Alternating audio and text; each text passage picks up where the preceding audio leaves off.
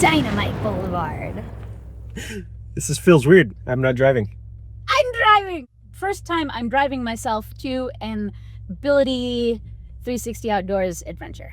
There we go. We're going to trying a new bike. It's a new to me bike. Yeah. Yes, there are so many bike options. Trike options. Which one are you trying this time? I'm trying the... What am I trying? The Nuke? The Nuke. Yeah. There we go. Trying a new bike out. Ability360. One of Jake at Reactive Adaptations awesome creations. Yeah. Trying to figure out which one is the one I want. There we go. Let's have some fun on an adventure.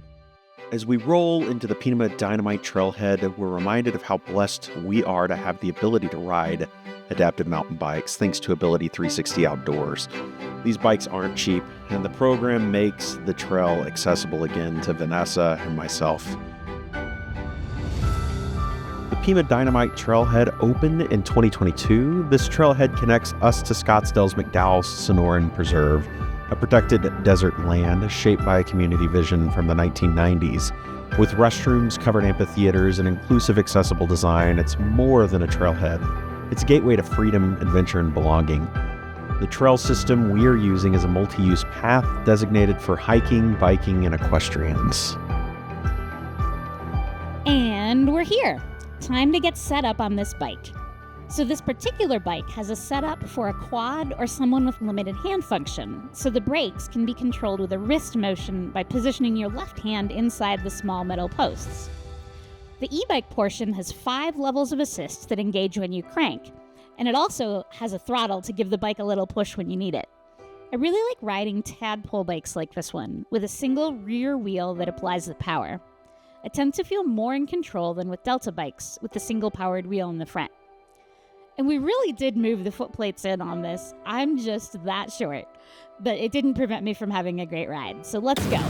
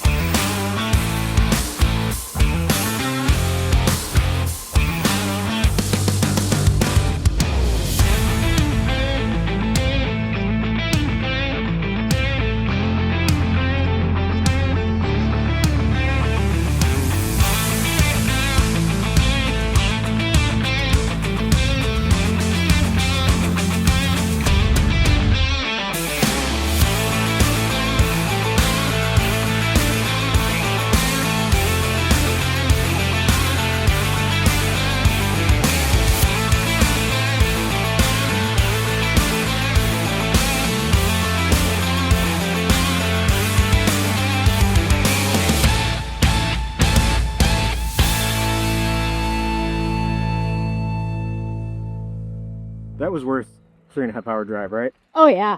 That was epic. Whew. I like these bikes. I got to go for a bike ride. And Jeff kept up after he figured out how Z-Assist worked. Way to throw me under the bus on that one. Jeez. Sorry. Good, Jeff. That's pretty much it, guys.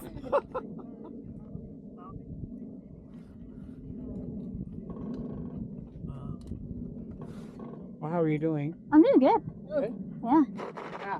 I hope the same is said as my husband. Your husband here? Yeah. That guy back there? Yeah. Rental bikes, figuring them out. We came to Phoenix so that I could try the Nuke, a bike made by Jake at Reactive Adaptations, and a tadpole bike. I learned a new word today. Not a new word, but a new association, and that the tadpole bikes are the ones that have one rear wheel and two front wheels, the rear wheel drive, and Delta bikes are the ones that have one in the front and two in the back. So, Did they call it a tadpole bike because you fishtail with it? oh, I fishtailed a lot with that bike.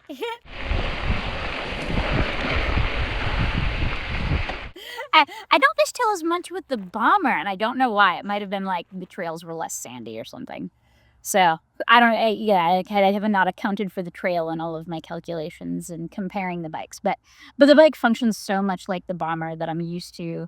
The throttle works the same, and it's got those handlebars. And I really like the security of feeling like I have those handlebars to control the bike. This particular bike was set up to be able to be used by a quadriplegic, and so it has some different features that I'm not used to. As far as the brakes, it had some extra things so that if you can't squeeze like this, you'd be able to twist. And so there's kind of a bar there. And so you'll see that in the videos, but that would help someone who doesn't have full hand control to be able to brake on a bike like this. So I'm thankful for all of my occupational therapy. I feel like that enabled me to quickly go remap. Okay, how do I do this in this situation?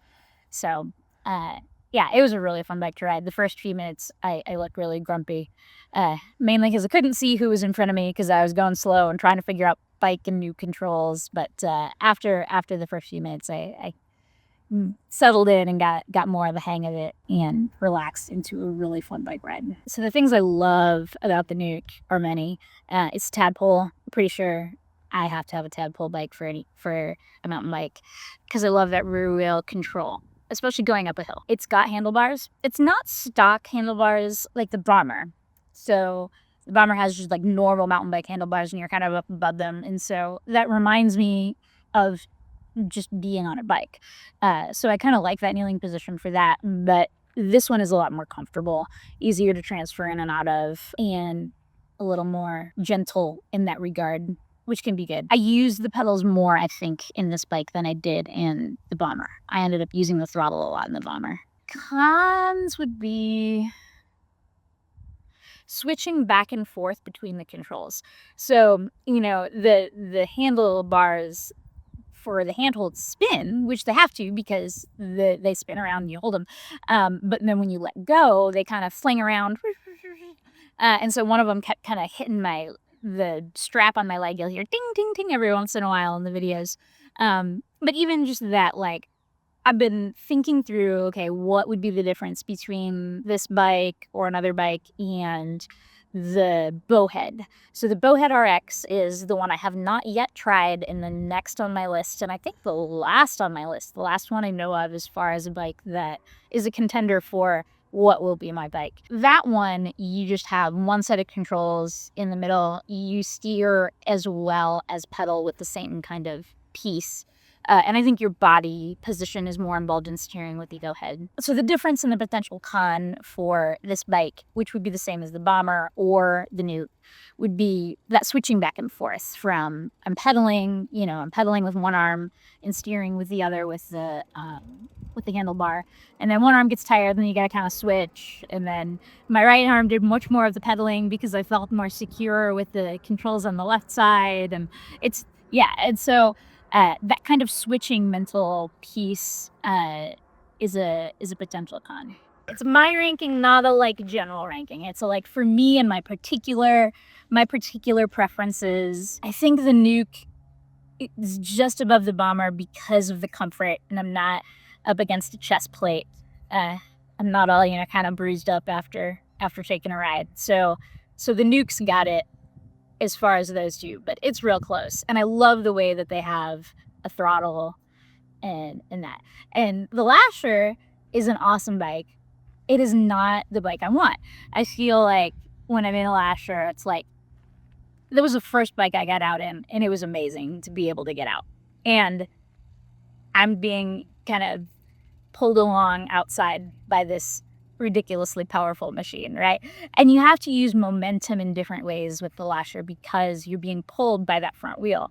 And so it's not my favorite in that regard, where you have to be so careful about your momentum, and sometimes you have to use your speed to do things, where I can do things a little bit slower in the Tadpole bikes, like the Bomber and the Nuke. Big shout out to Ability360 Outdoors and Caitlin and Jordan for heading up today's adventure with bikes, and on to adventure.